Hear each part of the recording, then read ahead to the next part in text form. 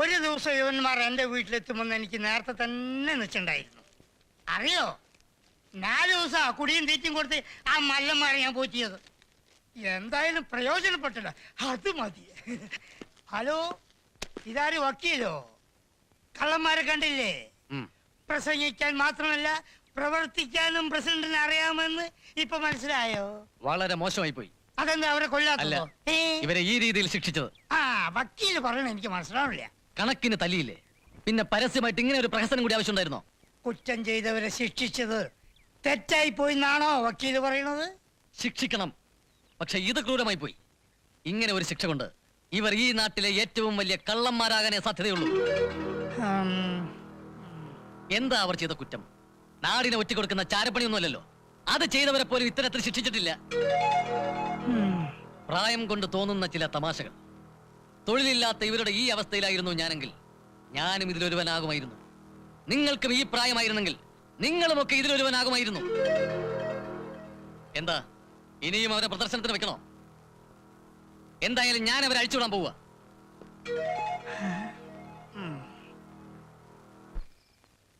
എന്തായാലും കുറച്ചു കാലം കള്ളൻ എന്ന ക്ലീൻ ഇമേജിൽ തന്നെ നാട്ടിൽ ജീവിക്കേണ്ടി വരും. ഈ ഇന്ത്യ മഹാരാജ്യത്ത് ഭൂലോക കള്ളന്മാർ പലരും ഇപ്പോഴും ജീവിച്ചിരിപ്പുണ്ട്.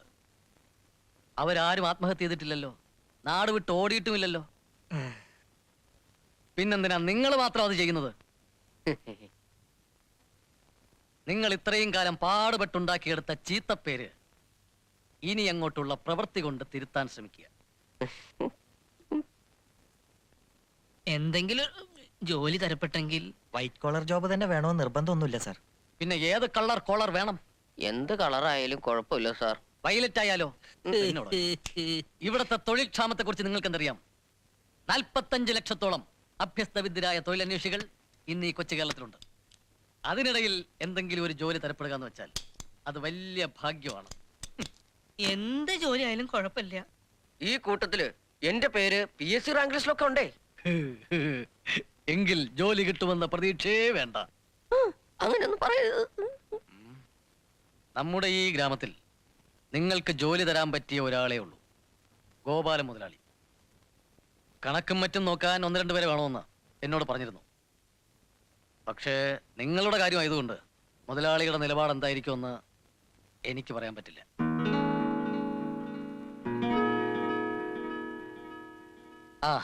എന്തായാലും എന്റെ സ്വാധീനം വെച്ച് ഞാൻ സംസാരിച്ചു നോക്കാം. അല്ല, എങ്ങനെയാ വീട്ടിൽ പോവാന്നുള്ള കാര്യത്തില വഴിയുണ്ട്. കുറച്ച് വിഷം വേണ്ടി വരും. വിഷമുണ്ടോ?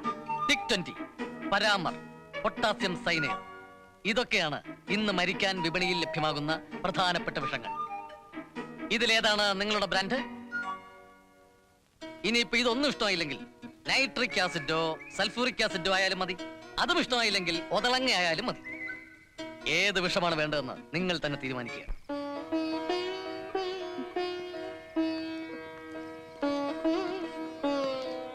എന്തിനാ ഇനി ഇങ്ങോട്ട് വരണത്? ഒന്നിനും ഒരു കുറവില്ലാണ്ടല്ലേ നിന്നെ ഞാൻ വളർത്തിയത്. ആരാന്റെ വീട്ടിൽ പോയിട്ട് ഇങ്ങനെയൊക്കെ ചെയ്യേണ്ട വല്ല ആവശ്യമുണ്ടോ നിനക്ക്? നിന്റെ അച്ഛനായിട്ടുണ്ടാക്കിയ മാനവും പേര് നീ കളഞ്ഞല്ലോ. ഇങ്ങനെ ഒരു മോനില്ലാത്തത് എനിക്ക് നല്ലത്. പോ എന്റെ മുമ്പിന്ന്. എനിക്ക് നിന്നെ കാണണ്ട.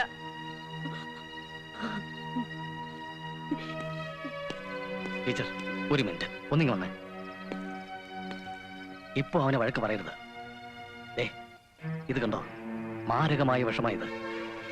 അമ്മയുടെ മുമ്പിൽ വരാനുള്ള വിഷമം കൊണ്ട് ആത്മഹത്യ ചെയ്യാനുള്ള പുറപ്പാടിലായിരുന്നു അവൻ. ഇങ്ങനെയൊക്കെ കേൾപ്പിച്ചിട്ട് നീ എന്തിനാ ചാവണേ? ഞാനാ ചാവേണ്ടത്. ഇങ്ങനൊരു മോനെ പെറ്റതിന്. എന്നാലും നിനക്കിങ്ങനെയൊക്കെ തോന്നിയല്ലോ മോനെ.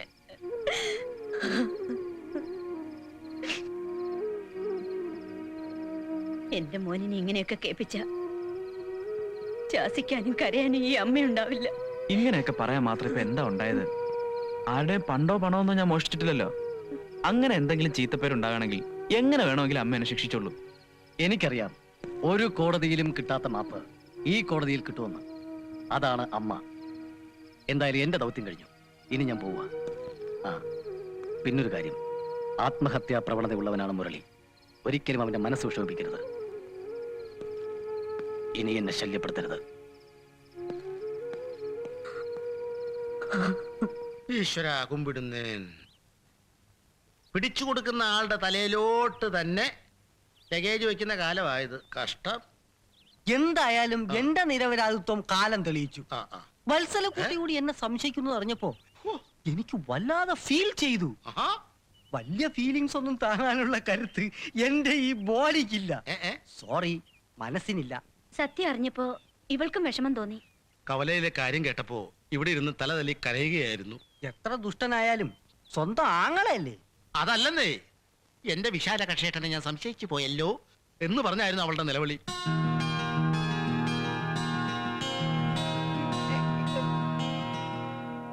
അതെ, ഒരു സംശയം ചോദിച്ചോട്ടെ. പിന്നെന്താ? നിങ്ങളുടെ ഈ പോളിസിയിലെ ചത്താൽ കുടുംബത്തിന് കാശ് കിട്ടുന്ന ഏതെങ്കിലും വകുപ്പുണ്ടോ? ഉണ്ടല്ലോ. ഓ, എങ്കിൽ ഈ കുടുംബത്തിന് വേണ്ടി ഒരു സഹായം ചെയ്യാവോ? ഇംപോസിബിൾ. ഇവരുടെ പൊന്നാങ്ങളെ കൊണ്ട് ഒരു പോളിസി എടുപ്പിച്ച് ആ. വല്ല ജീപ്പോ ലോറിയോ അവനെ നെഞ്ഞത്തോട്ട് കയറ്റി കൊല്ലുക. അങ്ങനെയെങ്കിൽ ഈ കുടുംബത്തിന് സഹായം കിട്ടുമല്ലോ. എന്തായി പറയണേ?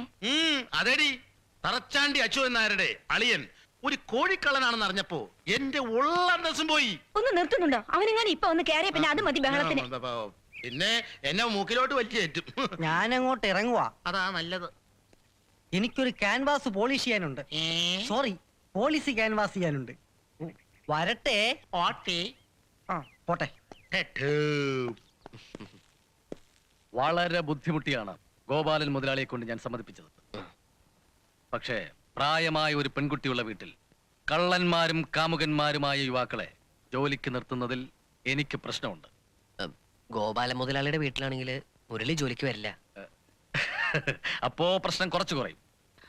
ഒരു കാര്യം ചെയ്യൂ, നാളെ തന്നെ നിങ്ങൾ ജോലിയിൽ ജോയിൻ ചെയ്തോളൂ. കാര്യങ്ങളൊക്കെ ഞാൻ സംസാരിച്ചിട്ടുണ്ട്. ഡ്രൈവിംഗ് ലൈസൻസ് ഉണ്ടോ? ഒരു ജീപ്പ് ഡ്രൈവറായിട്ടാണ് നിങ്ങളെ നിയമിച്ചിരിക്കുന്നത്. കാക്കിയിടുന്നതിൽ വിഷമമുണ്ടോ? അപ്പോൾ ഭാവിയുണ്ട്. നിങ്ങൾ രണ്ടുപേരും അക്കൗണ്ട് സെക്ഷനിലാണ്. ബുദ്ധിയുള്ളതുകൊണ്ടായിരിക്കും. അല്ല, തീരെ ബുദ്ധി കുറഞ്ഞവരെയാണ് ഗോപാലൻ മുതലാളിക്ക് ആവശ്യമായിട്ടുള്ളത്. ഇനി മുതൽ അത് നിങ്ങളാണ്. പിന്നൊരു കാര്യം, വളരെ മോശം സ്വഭാവക്കാരനാണ് ഗോപാലൻ മുതലാളി. കണ്ടും അനുസരിച്ച് നിന്നാൽ നിങ്ങൾക്ക് നല്ലത്.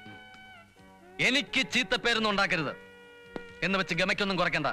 നല്ല എക്സിക്യൂട്ടീവ് സ്റ്റൈലിൽ തന്നെ പൊയ്ക്കോളൂ. അപ്പൊ all the best. Thank you, thank you, thank you. Murali success ആടാ, സക്സസ്. ആ പരട്ട മുതലാളി സമ്മതിച്ചടാ. വക്കീലിന്റെ സാമർത്ഥ്യം കൊണ്ടാ, അല്ലെ കാണായിരുന്നു. നീ ഉണ്ടാവരുന്ന ഒറ്റ കണ്ടീഷനിലാണ് വക്കീല് ഞങ്ങളെ സപ്പോർട്ട് ചെയ്തത്. അന്നം തരുന്നവൻ ദൈവം എന്നാ ചൊല്ല്. ഇപ്പൊ ഇങ്ങനെ ഒരു അവസ്ഥയിൽ ജോലി ശരിയാക്കി തന്ന വക്കീല് ഞങ്ങൾക്ക് ദൈവം തന്നെ. പക്ഷെ എനിക്കൊരു അപേക്ഷ ഉണ്ട്. ഇങ്ങനെ ഒരു സാഹചര്യത്തിൽ നിങ്ങൾ അവിടെ ജോലിക്ക് പോകരുത്. അതെന്റെ ഇമേജിനെ ബാധിക്കും. അതിന് നീ വരുന്നില്ലല്ലോ. അതല്ല, നിങ്ങൾ പോയാലും എനിക്ക് പ്രശ്നമുണ്ട്. കാരണം നിങ്ങളുടെ ഫ്രണ്ട്സ് ആണല്ലോ. അത് ശരി, കാമുകിയുടെ മുമ്പിൽ നിന്റെ ഇമേജ് കീപ്പ് ചെയ്യാൻ വേണ്ടി ഞങ്ങൾക്ക് കിട്ടിയ ജോലി ഉപേക്ഷിക്കണം. അയ്യോ അതല്ല, നമുക്ക് വേറെ എന്തെങ്കിലും ജോലി ട്രൈ ചെയ്യാം. വൺ വേ പ്രേമവും ഇല്ലാത്ത ഇമേജും കൊണ്ട് നീയോ നശിച്ചു. ഇനി ഞങ്ങളെ കൂടി തൊലക്കണോ? ഞങ്ങള് പോവും. മാത്രമല്ല, ഞങ്ങളുടെ ഈ ജോലിക്ക് എന്തെങ്കിലും തരത്തിൽ നീ ഒരു പ്രശ്നമായ ദൈവത്താണ് ഞങ്ങൾ നിനക്കിട്ട് പാരോണിയും. ആ പറ, വേറെ ഒരു വഴിയില്ലാണ്ടാ. ഒന്നുകൂടി സ്റ്റൈലാവായിരുന്നു. ഒരു ചീപ്പും കണ്ണാടി ഉണ്ടായിരുന്നെങ്കിൽ. 2 ചീപ്പ് കൂടെ ഉണ്ടല്ലോ അല്ലേ? നിക്ക് വളരെ സ്റ്റാൻഡേർഡ് ആയിരിക്കണം. Please open the door. ഡോറല്ല, gate. Gate. Please follow me.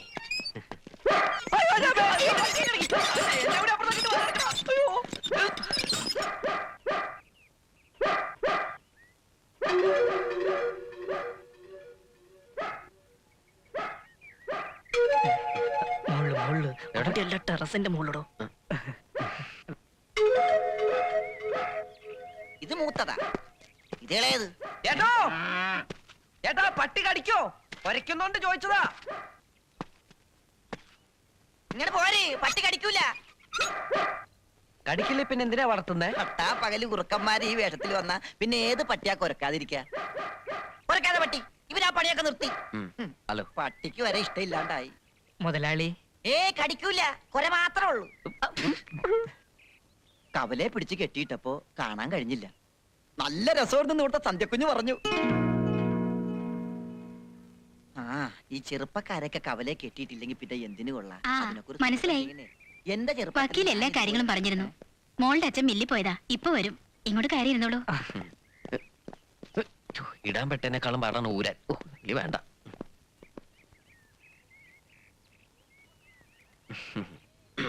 നല്ല സ്ത്രീ അല്ലേ? മൂപ്പ് കുറവാ. അവർക്കോ? ഏയ് പഴയ പോലെ കായ്ക്കണില്ല. നാരായണ, വിളിക്കുന്നു വിളിക്കുന്നു. ഓ, നമ്മുടെ കോഴികൾ ഇവിടെ സൂക്ഷിക്കണം കേട്ടോ, കുറുക്കന്മാരൊക്കെ ഉള്ളതാ. റാങ്ക് ലിസ്റ്റ് പേരുള്ള എന്റെ ഒരു ഗതികേടേ.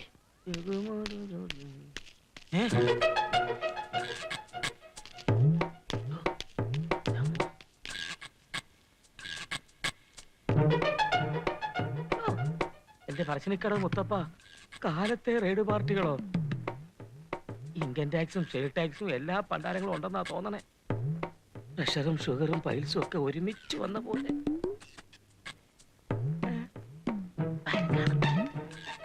ഒന്ന്, രണ്ട്,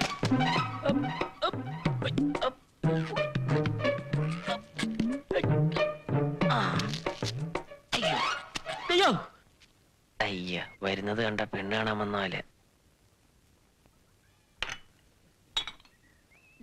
കോഴിമുട്ട ഇഷ്ടല്ലേ? എന്താ കഴിക്കാറില്ലേ?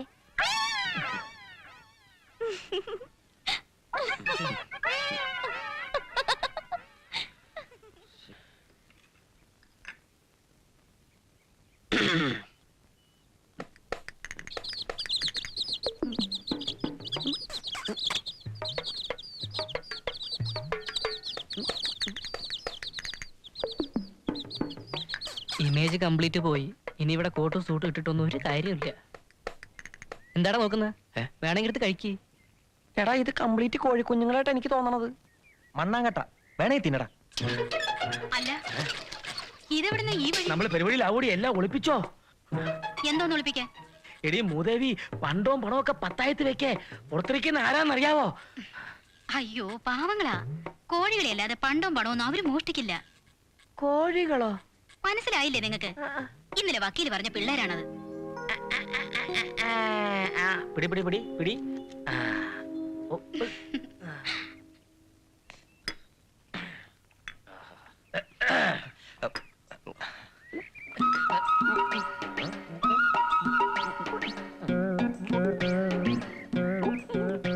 വിഴുങ്ങിക്കോ? വിഴുങ്ങിയോ? വിഴുങ്ങി. ഇനിയിപ്പൊ എന്നെയും വിഴുങ്ങുവോ? കാഴ്ചക്ക് വലിയ ആഫീസർമാരപ്പലുണ്ടല്ലോ. ദേ, വക്കീല് നിർബന്ധിച്ചോണ്ടാ ഞാൻ സമ്മതിച്ചേ. ഇവിടെ എന്തെങ്കിലും കുഴപ്പം കാണിച്ചാൽ വെട്ടൊന്ന് മുറി രണ്ട്, മനസ്സിലായോ? പിന്നെ കഴുത്തേൽ ഈ ബെൽറ്റ് വേണ്ട. ഇതില്ലേലും തളയ്ക്കാലോ. ദേ, ഇതുപോലെ നേരും നെറിയുള്ള വേഷം വിട്ടാ മതി. എന്താ പേര്? കുഞ്ചു. കൊഞ്ചോ? അല്ല, കുഞ്ചു. രമേശ് എന്നാ ശരിയായ പേര്. തന്റെയോ? സുരേശൻ. തെറ്റിയതാണോ? അല്ല, ശരിയായ പേരാ. ഞാൻ MC പ്രകാശൻ. റാങ്ക് ലിസ്റ്റിലൊക്കെ പേരുണ്ട്. അതെന്താ പേര്? അതും MC പ്രകാശൻ തന്നെയാ. പേരൊക്കെ കൊള്ളാം, പ്രവൃത്തി എനിക്ക് അറിയേണ്ടത്. വാ, ഇവിടെ തന്നെ ഓഫീസ്. മുട്ടയെങ്കിൽ മുട്ട, കിട്ടിയത് തട്ടാം. ഇത് ഓഫീസോ തൊഴുത്തോ? കണക്കുകളൊക്കെ പോറ്റി വീട്ടിൽ വെച്ചാ നോക്കിക്കൊണ്ടിരുന്നതേ. പിന്നെ നിങ്ങളെടുത്താകുമ്പോ ഫയലുകൾ വിശ്വസിച്ച് നയിക്കാൻ പറ്റത്തില്ലല്ലോ, അല്ലേ? ഈ അലങ്കാരപ്പണിയൊക്കെ മോളുടെ വകയാ. ഇതിലാരാ ഡ്രൈവർ? ഞാനാ. ഈ വേഷമൊക്കെ മാറ്റി നാളെ മുതൽ ഡ്രൈവറെ കുപ്പായിട്ട് വന്നാ മതി. പിന്നൊരു കാര്യം, കണക്ക് കൃത്യമായിരിക്കണം. ഒരു പൈസ പോലും മോഷ്ടിക്കരുത്. കൊച്ചു രീതി കള്ളത്തരം കാണിച്ചാണ് വലിയ കള്ളന്മാരായിത്തീരുന്നത്. ശരിയാ. മുതലാളി തന്നെ എത്ര എളിയ തോതിലാ ഈ പണി തുടങ്ങിയെന്ന് അറിയാമോ? സോഡയോ? ഇപ്പൊ കൊണ്ടുവരാം. ചെവി കേട്ടുകൂടാ. അങ്ങനെയാണെങ്കിൽ ഞങ്ങൾ പണി തുടങ്ങി. എനിക്കല്ലോ അവന്. അയ്യോ, സോറി കേട്ടോ.